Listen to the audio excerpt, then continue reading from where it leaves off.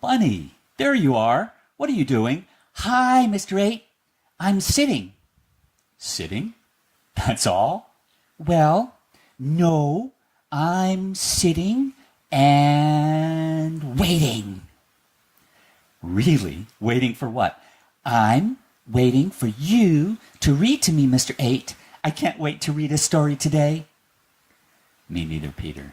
Today, let's read The Tale of Mrs. Tiggywinkle. Once upon a time there was a little girl called Lucy who lived at a farm called Littletown.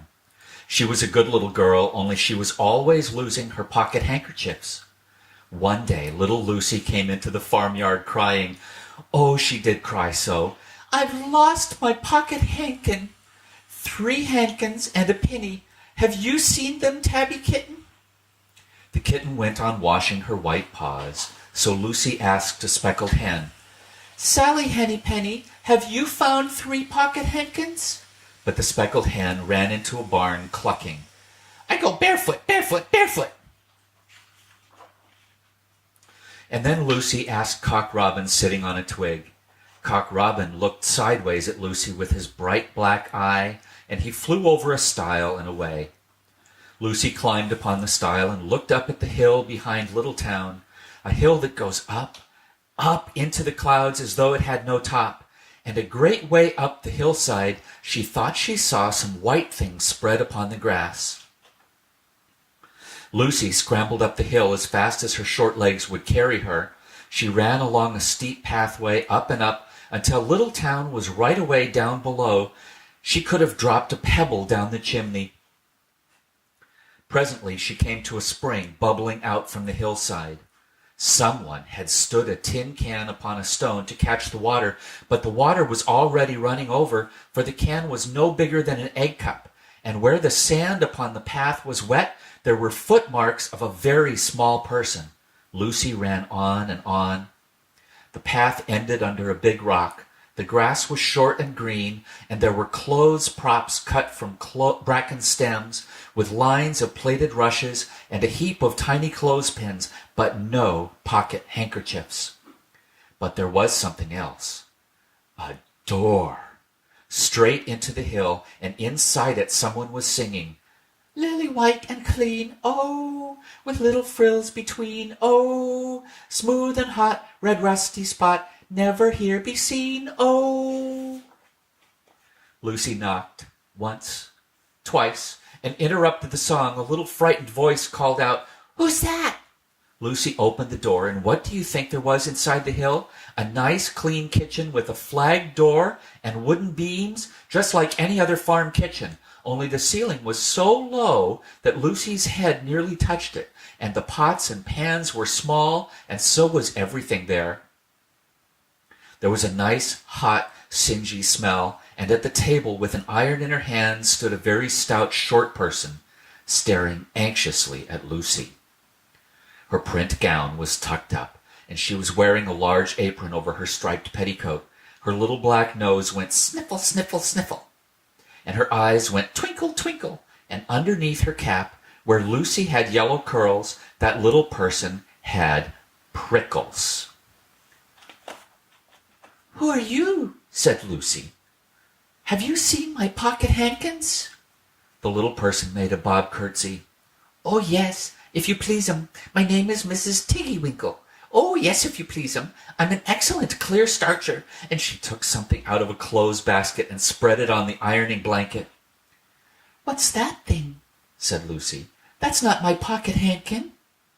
Oh, no, if you please'm. There's a little scarlet waistcoat belonging to Cock Robin.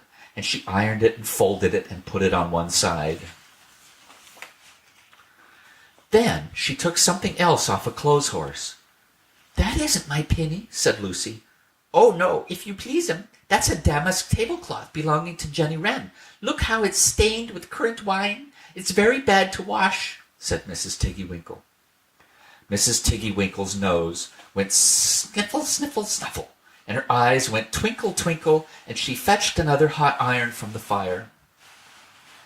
There's one of my pocket hankins, cried Lucy, and there's my penny.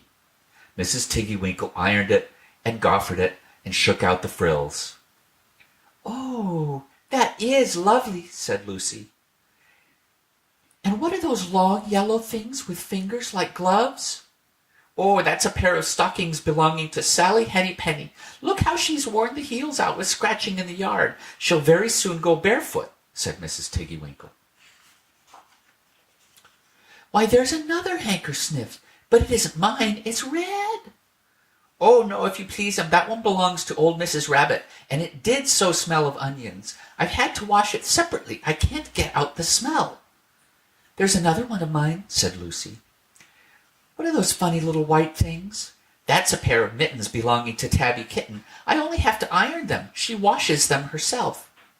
"There's my last pocket hankin," said Lucy. "And what are you dipping into the basin of starch?"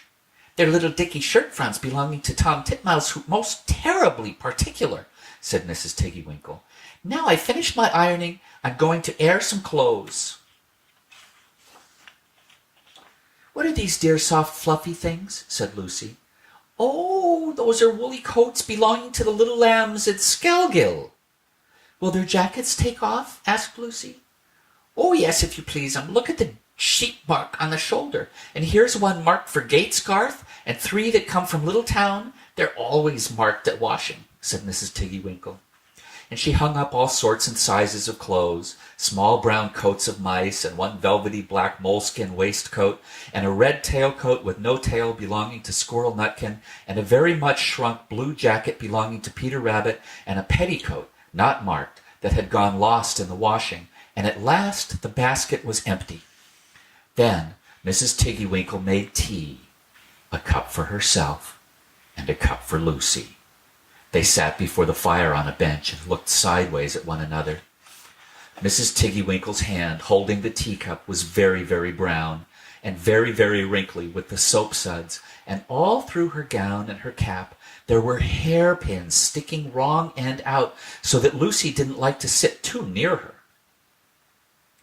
When they had finished tea, they tied up the clothes in bundles, and Lucy's pocket handkerchiefs were folded up inside her clean pinny and fastened with a silver safety pin.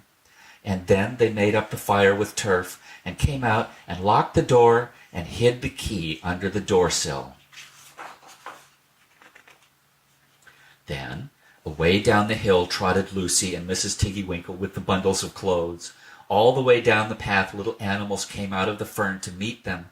The very first that they met were Peter Rabbit and Benjamin Bunny. And she gave them their nice clean clothes, and all the little animals and birds were so very much obliged to dear Mrs. Tiggywinkle, so that at the bottom of the hill, when they came to the stile, there was nothing left to carry except Lucy's one little bundle. Lucy scrambled up the stile with the bundle in her hand, and then she turned to say "Good night," and to thank the washerwoman. But what a very odd thing! Mrs. Tiggywinkle had not waited either for thanks or for the washing bill. She was running up the hill, and where was her white frilled cap and her shawl and her gown and her petticoat? And how small she had grown, and how brown and covered with prickles. Why, Mrs. Tiggywinkle was nothing but a hedgehog. Now, some people say that little Lucy had been asleep upon the stile, but then how could she have found 3 clean pocket hankins and a penny pinned with a silver safety pin? And besides, I have seen that door into the back of the hill called Cat Bell's, and besides, I am very well acquainted with dear Mrs. Tiggywinkle.